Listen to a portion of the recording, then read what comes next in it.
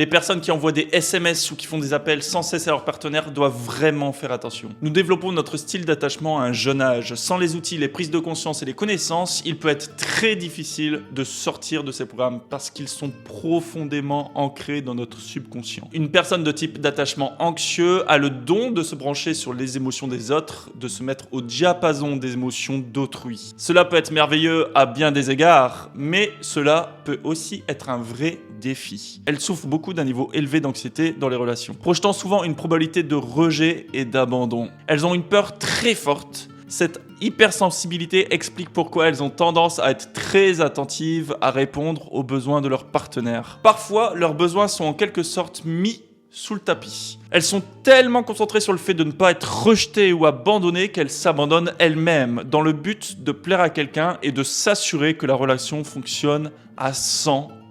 Sinon, elles pourraient être rejetées ou abandonnées. Il y a cette peur sous-jacente et incessante. Alors, elles s'attendent inconsciemment à ce qu'il en soit ainsi. Nous avons tendance à projeter sur les gens notre propre réalité. Je réponds tellement à tes besoins que tu devrais répondre aux miens. Voilà ce que pourrait se dire une personne de type d'attachement anxieux. S'il y a le moindre sentiment d'insatisfaction au sein de la relation ou d'une douleur, elles auront beaucoup de mal à vaquer à leurs occupations et d'être heureuses. C'est souvent le type de personnes qui appellent ou envoient des SMS sans cesse, s'ils n'ont pas de nouvelles de vous. Si vous connaissez quelqu'un qui fait cela, ou si c'est votre cas, c'est probablement de là que ça vient. Elle se raconte aussi souvent des histoires comme « Oh mon Dieu, quelque chose de grave se produit ». Par exemple, ton partenaire a 30 minutes de retard, tu vas t'imaginer qu'il a eu un accident de voiture. L'attachement anxieux a aussi du mal à être seul. Elles acquièrent des sentiments très rapidement pour les personnes au début d'une relation. Et elles se sentent très facilement rejetées par leur partenaire. Imaginez votre partenaire sort du travail, il rentre à la maison, il tire la gueule parce qu'il est fatigué. Là, une personne pourrait se dire « Oh, qu'est-ce que j'ai fait de mal ?» Alors qu'en fait, ça n'a peut-être strictement rien à voir avec vous. Maintenant, il y a des mécanismes inconscients, des schémas inconscients dans votre cerveau qui va faire en sorte que c'est le cas, que c'est naturel, ça arrive. Et c'est parce que la tâche prioritaire du cerveau reptilien, c'est la survie. Donc votre cerveau va naturellement suivre cette hypothèse afin de pouvoir vous protéger de la probabilité ou de la chance que cela se produise. Elles peuvent même souvent se rejeter à l'avance elles-mêmes dans leurs phrases. Par exemple, tu vas proposer quelque chose à ton partenaire et rajouter à la fin « Tu peux ignorer tout ce que je viens de dire si tu le souhaites. » Ou bien « Si tu ne veux pas, je le comprendrai. » Ça peut créer un sentiment de malaise si le partenaire ne comprend pas ce mode de fonctionnement. Ce sentiment d'insécurité peut aussi repousser des gens. Et encore une fois, c'est juste à cause de la programmation de base ou du modèle de votre jeunesse. Comme blessure de base, on peut retrouver des choses comme « je ne suis pas aimée, je suis rejetée, je ne suis pas assez bonne, je suis insignifiante » ou « je n'ai pas d'importance ». Comment faire pour surmonter cela ? Les choses essentielles que vous pouvez faire et qui auront un impact très fort. Premièrement, vous pouvez reprogrammer ces blessures fondamentales. Vous pouvez chercher votre blessure principale et vous poser la question « Quelle est la pire chose que mon partenaire puisse faire dans la relation ?» Et essayer d'en trouver une. Cela pourrait être par exemple me quitter, me faire rejeter, ne pas me faire sentir aimé, ne pas me faire sentir important ou petit, me faire sentir petit. Écrivez ces phrases et ensuite trouvez l'exact opposé de ça. Donc mon partenaire m'aimera et m'acceptera. Il me fera sentir importante ou spéciale. Il me respectera et pensera que je suis l'amour de sa vie. Maintenant, sachez que le subconscient est programmé par la répétition plus l'émotion.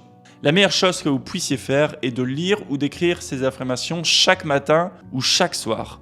Surtout la première heure ou la dernière heure de la journée, avant d'aller au lit. Car ce sont les moments de la journée où votre cerveau est le plus ouvert à la suggestion. Le cerveau ne passe pas de l'erreur à la vérité. En clair, si aujourd'hui vous vous dites « je suis nul, je ne le mérite pas », vous ne pouvez pas écrire ou dire comme affirmation « je suis incroyable, mon partenaire ne peut que m'aimer ». Parce qu'il y a une partie de vous, en fait, une arrière-pensée qui va dire « bullshit ».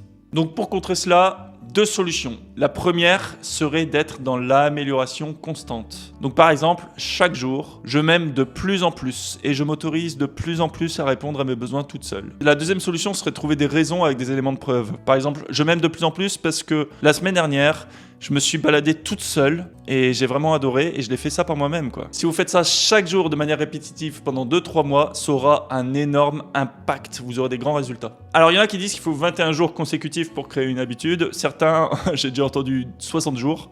Donc, j'ai posé la question à un chercheur en neurosciences Et c'est plus complexe que ça en fait. Ça dépend de la complexité de l'habitude et j'ai plus entendu dire 90 jours plutôt que 60 ou 21. Maintenant retenez en fait qu'il faut plusieurs mois pour créer une nouvelle habitude. Si ça vous paraît long, essayez de prendre du plaisir en le faisant en fait. Vous pouvez mettre en place cette nouvelle habitude avec une ancienne habitude que vous utilisez déjà. Par exemple, quand vous vous maquillez, vous faites vos affirmations positives. Ou bien mettez une musique motivante et mettez-y de l'émotion. Nous arrivons dans le monde avec une page vierge et nous avons reçu ces programmes par la répétition plus l'émotion. Nous allons donc les recabler avec ce même processus, répétition plus émotion. Numéro 2, si votre partenaire est d'humeur grincheuse et que vous vous posez la question si cela vient de vous, si vous avez fait quelque chose de mal, posez-lui directement la question. Communiquez réellement plutôt que d'imaginer cette hypothèse émotionnelle. Apprenez à reconnaître votre douleur et lorsqu'elle apparaît, voyez-la comme une sonnette d'alarme pour vous réveiller, pour vous dire que vous exécutez à nouveau ce programme. Et donc pouvoir la remettre en question. Ça vous aidera à vous libérer de certains patterns que vous utilisez. Numéro 3, apprendre à s'auto-apaiser. Les types d'attachement anxieux ont tendance à lutter contre l'apaisement, l'éducation et l'amour de soi. Entraînez-vous à mettre en place des rituels quotidiens. Si vous êtes inquiet pour quelqu'un et que vous craignez qu'elle parte ou qu'elle vous abandonne ou quoi que ce soit d'autre, pratiquez à vous enraciner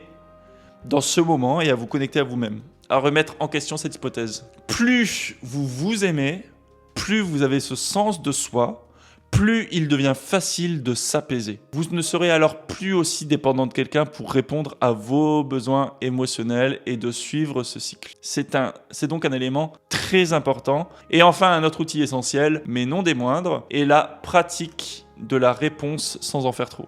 Donc en clair, quand vous êtes en train d'envoyer des SMS et que vous vous rendez compte que vous êtes en train d'en faire trop ou trop d'appels, juste restez calme. C'est la pratique qui change ce modèle de comportement. Alors entraînez-vous à vous asseoir et vous dire, quel que soit le contexte, ne pas appeler 10 fois. Des choses comme ça, vous voyez, parce que ça repousse vraiment les gens et regardez ce que ça vous coûte à long terme. Vous pouvez prendre un rendez-vous gratuit avec moi de 15-20 minutes pour commencer à avoir des conseils personnalisés sur votre situation et pour voir aussi si mon programme s'adapte à votre cas en cliquant sur le lien dessous dans la description.